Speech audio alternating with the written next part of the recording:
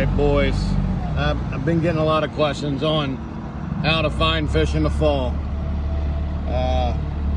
Tough time of year really. It's not as tough as it seems, but you got to know kind of what you're looking for in order to be able to catch them how you should. I mean, it can be really good.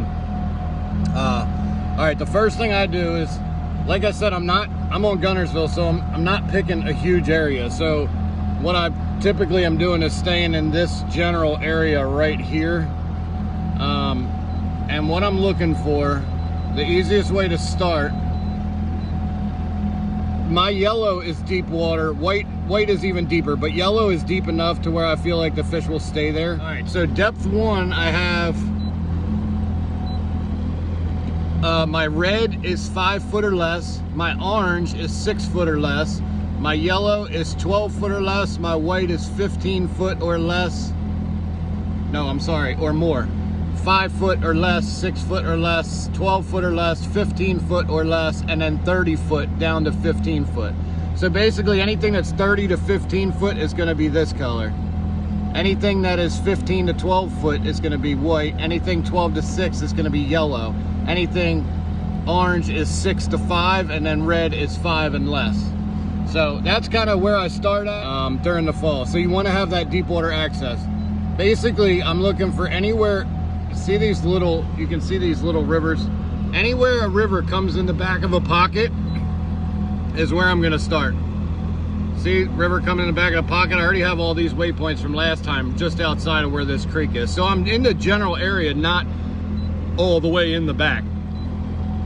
So like what I try to find once I have my little rivers, my little creeks coming in, here's another one up here, creek coming in, another one here, creek coming in. Once I have all those, then once I get to the area, what I'm looking for then is flats that are directly near deep water. So as I zoom in, you can see that there's yellow here. So this is all grass mats back here, but I'm looking for grass that's near the yellow. That way they have that deep water access. This is a real good one because it's really close to white, which is even deeper. So that's where I start at as far as what to look like. And I'm pretty far off the main lake. The main lake is all the way out here. So you can see that these areas that have flats and water coming in the back is generally where I'm gonna go. I've caught a couple of them over here too. There's a creek coming in here, here, and here. Then I'm gonna look for red that's right next to yellow. See, if it's red, orange, yellow, that's more of a taper. If it's red to yellow, then that's a steeper drop. I want those mats that are closer to the steeper drops. Now, with that being said, I'm gonna run back to the back of that creek and see if we can catch some in here again. And then I'm gonna try some of these other creeks that are coming in too. So, stay tuned.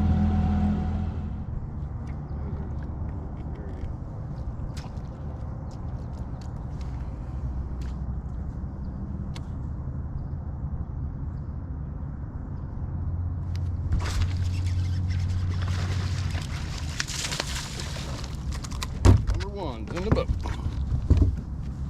That didn't take long. There you go, back of a creek. There's one. New spot, never hit it before.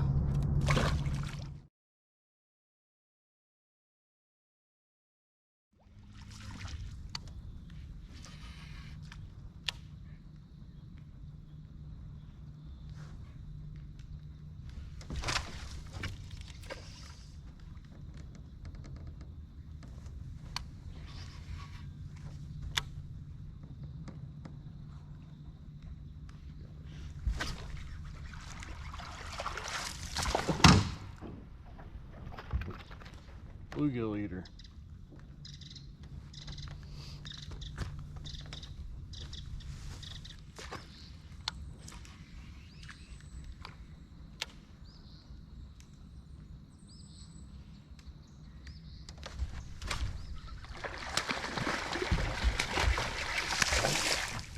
There we go, baby. Bluegill eater. Good Bluegill eater, baby. Good one.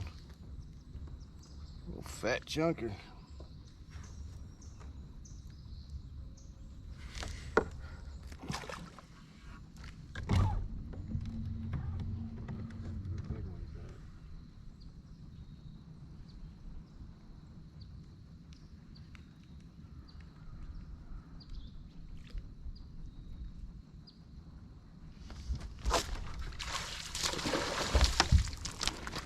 Better.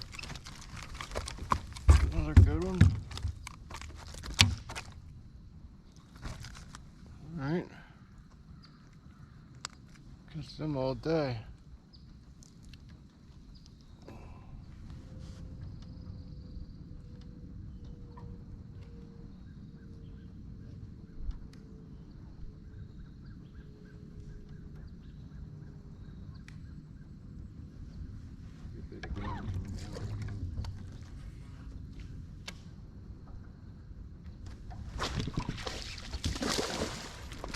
That was easy. Another chunk.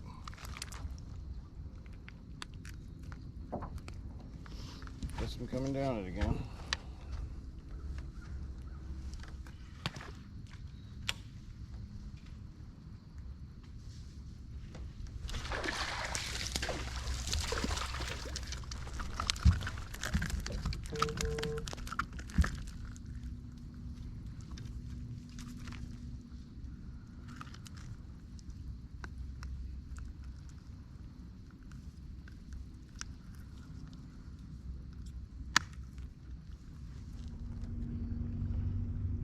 This one is not near a creek, but it's a tight little narrow canal in the middle of it. It's got grass blown in on it, grass that's already here, and bait, and deep water right next to it. This is why I stopped on it.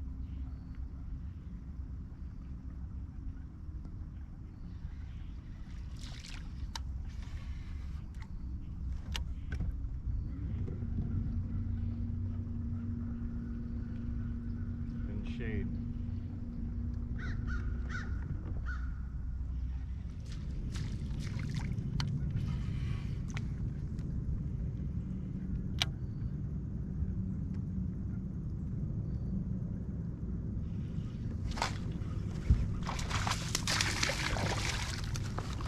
There'd be one in there.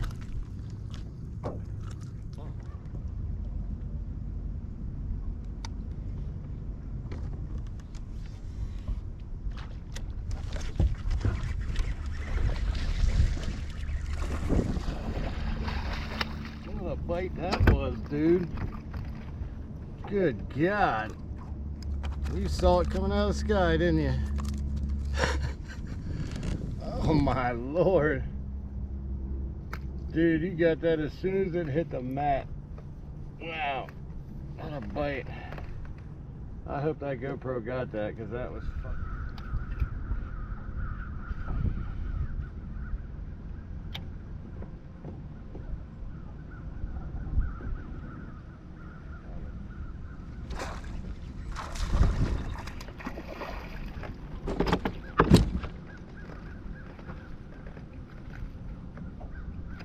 You ate it pretty high in the mat too, didn't you?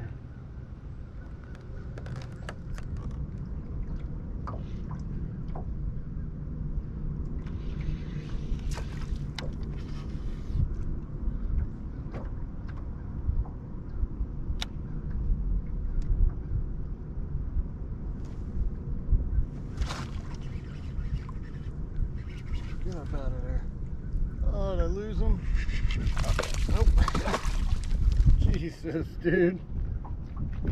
You're fucking thick, man. You are thick, bro. Damn.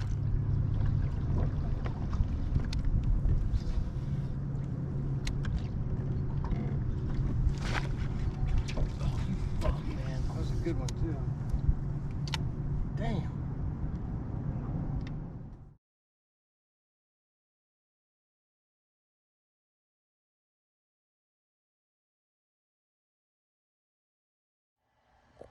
All right, guys, so a little more detailed explanation of what's going on here. So I ended up running some of the creeks that I had already previously ran, and then I ran into some new areas. And this particular area, I ended up catching majority of them. In the afternoon, my SD card was full, and I couldn't connect to it to delete some of the videos, so I didn't get the last 5 or 6 fish on there, but you get the point.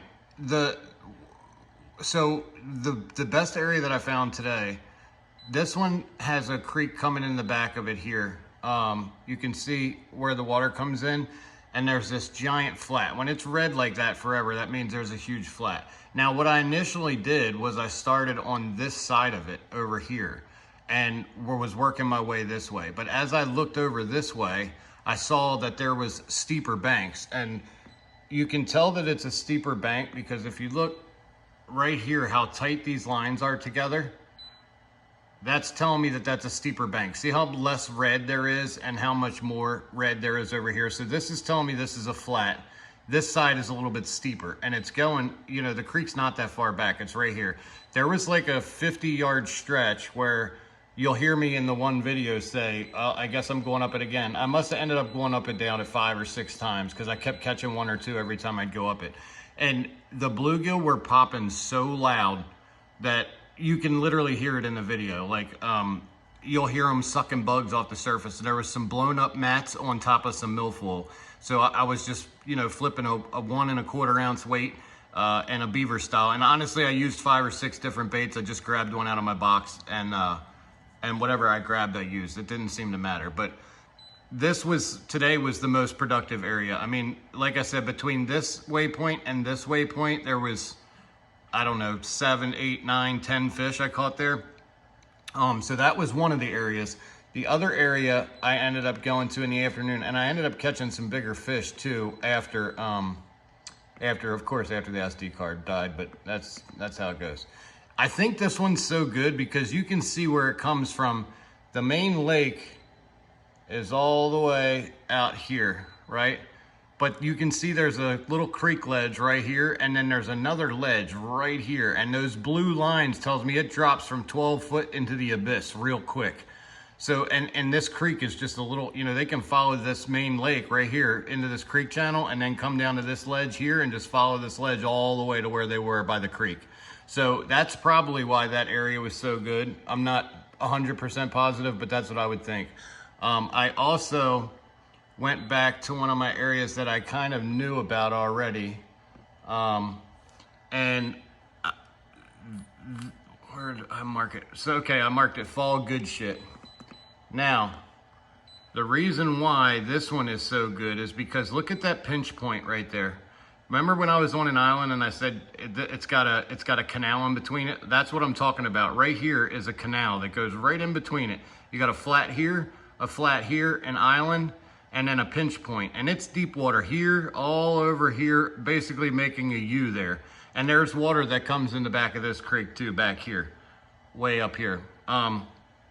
But so this flat right here, basically what I was doing, so I'll zoom in and show you. So what I did was, you can see I have them all along that ledge. Right where where the red is mostly is where the grass is, okay? It doesn't get, I mean, there's still some grass in the orange, but not as much.